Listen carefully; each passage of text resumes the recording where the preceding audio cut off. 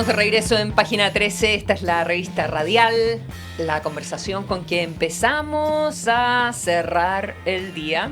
Primer día de la semana, aquí en Tele 13 Radio. Estamos conversando, por supuesto, de la instalación, de los primeros días, de las primeras señales del gobierno de José Antonio Kast. En este lunes de política, junto a Janio Cavallo, Josefina Araoz, por supuesto, todos los días junto a Quique Mujica. José, tú querías hablar del otro lado, que es la oposición. ¿Qué tipo de oposición no solo va a tener, sino que cuáles son las primeras señales de qué tipo de oposición va a tener el gobierno del presidente Kast? Sí, creo que es una pregunta importante y que además, se me ocurrió leyendo la entrevista del ministro Alvarado, que venían ayer en la tercera, que me parece muy interesante justamente para abordar esta dimensión. Murió además el fin de semana el filósofo Jürgen Habermas, que además de homenajearlo como corresponde a alguien de esa estatura, él se preguntaba, entre otras cosas, por las condiciones de posibilidad del diálogo democrático, ¿no? Y esas condiciones tienen que ver, entre otras cosas, con los que participan del debate, y eso obviamente deja al Ejecutivo en un lugar protagónico, pero también al resto de los actores, y a veces se nos olvida esa pregunta, ¿no? Y en la entrevista al ministro Alvarado hablan al comienzo sobre los indultos, ¿no? Yo no me quiero meter en ese tema que merece, no porque no me importe, merece ser discutido en sí mismo, es un tema grande, sino que a propósito de eso le preguntan si no está condicionando la relación con la oposición, ¿no? Que la oposición, que lo entrevistan, dicen la oposición ya dijo que dependiendo del tono es la actitud que va a tener, etcétera, y creo que es hábil al menos en responder. Hay que ver cómo eso se va a conducir en el Congreso, aunque hemos visto también que hay señales de habilidad también en ese ámbito, ¿no? Pero le preguntan, ¿en qué medida usted no está condicionando ese diálogo? ¿Lo está haciendo difícil con este gesto que los enoja? Más allá de si está bien o no, que los enoja. Y él dice, bueno, nosotros tenemos la oposición tiene el legítimo derecho a avalar o criticar una decisión, pero nosotros tenemos que avanzar en lo que hemos dicho, ¿no? Y entonces le preguntan de vuelta, o sea, si les gusta bien a la oposición y si no, se avanza, ¿no? Y ahí le recuerdan el tema del tono, ¿no? De la advertencia del tono que hizo la oposición. Y el ministro vuelve a responder, no nos confundamos, aquí no hay un afán de confrontación permanente, pero cuando nos eligen para resolver, para ejecutar lo que prometimos, y bueno, la conversación se tendrá que tener después en el Congreso, ¿cierto? En el debate público, la ciudadanía nos evaluará, pero no podemos dejar de tomar las decisiones, ¿no?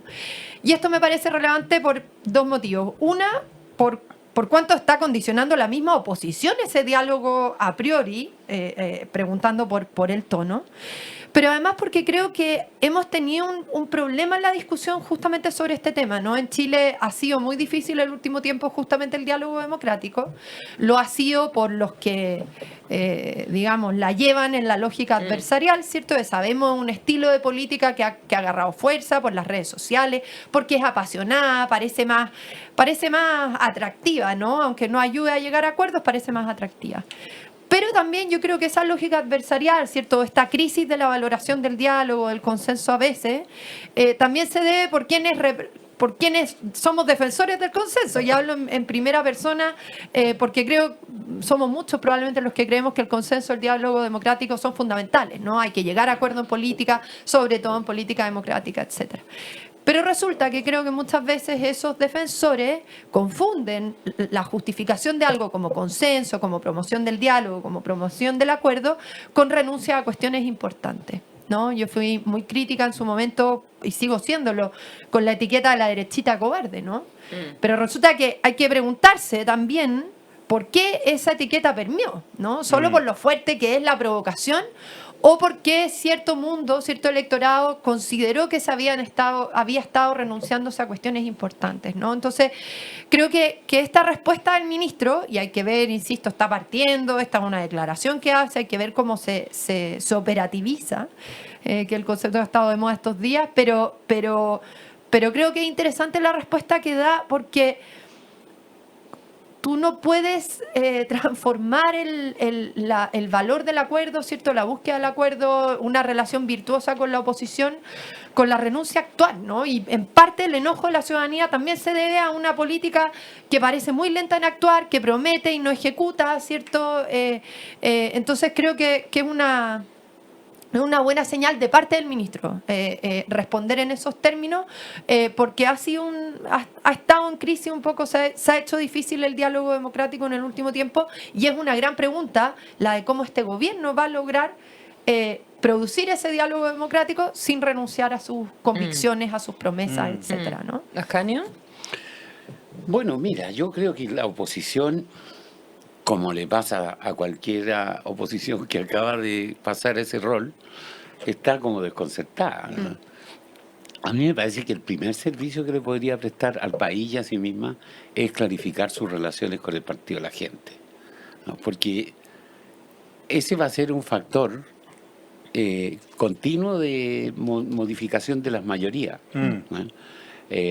Y por lo tanto tiene la capacidad potencial, porque para esto también hay que ser listo, de secuestrar a la oposición, ¿no? De mantenerla tomada, como estuvo a punto de hacerlo en la Cámara de Diputados. Claro. Y el gobierno fue hábil porque dejó a la oposición del lado del PDG. Sí, no, y además que operó, ¿no? Pero ese va a ser un problema, es como el primer problema que tienen. Después viene el otro problema de si son uno o están muy divididos, ¿verdad? Y si va a haber dos oposiciones o tres.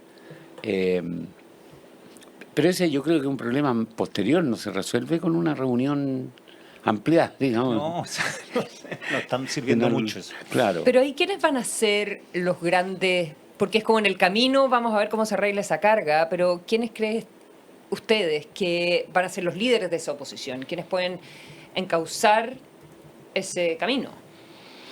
Es muy difícil decirlo ahora, ¿eh?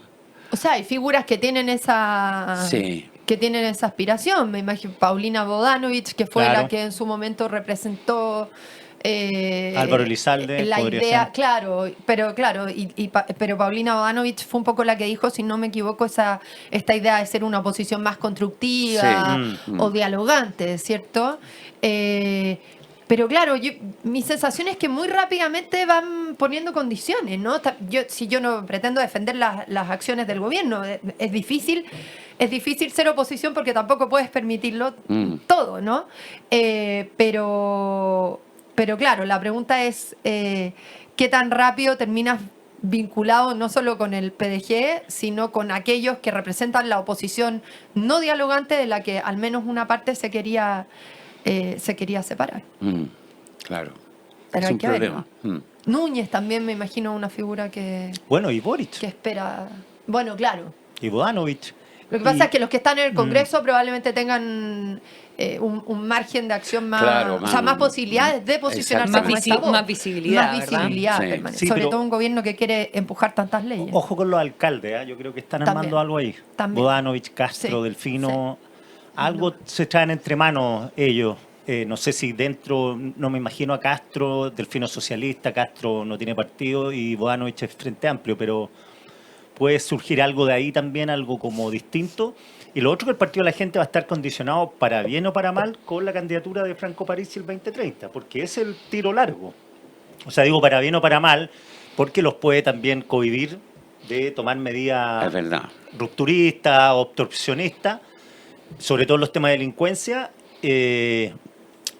Claro, controlarse, porque tienen un destino como partido que es Parisi presidente. Así es. Y lo otro que va a ser bien relevante y que no sabemos todavía es como el sistema de cómo van a venir estos paquetes de leyes. ¿Qué tan atados unos a otros? Sí. O sea, si va a ser como Big Beautiful Bill o de Trump, o si va a ser como Omnibus de Milei, o si va a ser Baja la Chilena, dividido por temas. Porque ahí también es una horquilla complicada para la oposición, porque dice, pucha, necesitamos plata para la reconstrucción. Digo, la reconstrucción física de verdad de las viviendas, ¿ya? ¿Quién se puede oponer a que se necesita plata para eso y que hay eso que viene todo junto? En el plan de reconstrucción nacional al menos son muchos frentes. Es que no sé qué tan interrelacionados van a venir. ¿Y cuánto de eso es legislativo? La reconstrucción, esa es completa legislativa. Sí, o así la planteó el gobierno. Lo del 3% no.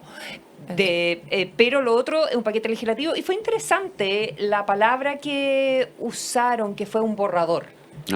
Ya. Esto es un borrador. Como una propuesta. Es una propuesta, porque esto lo tenemos que trabajar en el Parlamento.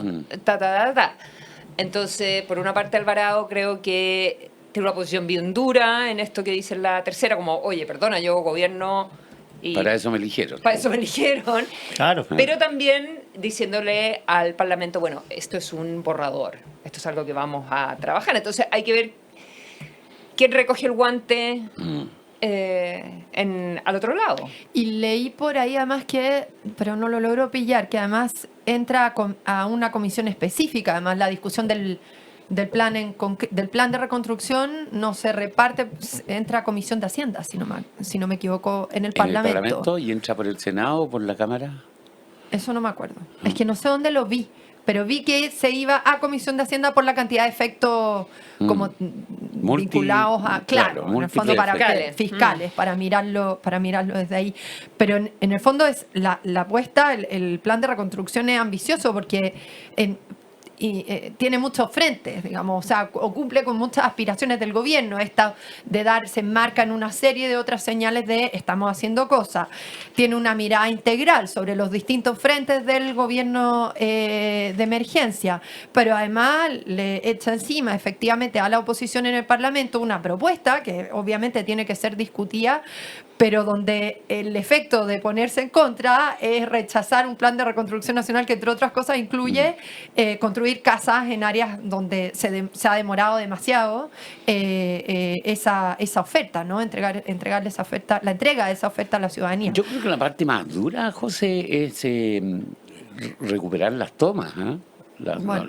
Los terrenos tomados, que son muchos. Sí. No sé cómo entra eso acá. Puede ser una... Quizás no aparece al menos la minuta que yo leí del plan. No, porque eso no es legislativo. Es de otro tema, claro. Pueden ser batallas campales, no una, sino que varias. Sí, exactamente. Pero es algo que yo creo que para el ministro Budge es fundamental como señal. Sin duda. Digamos, Sí. ¿no?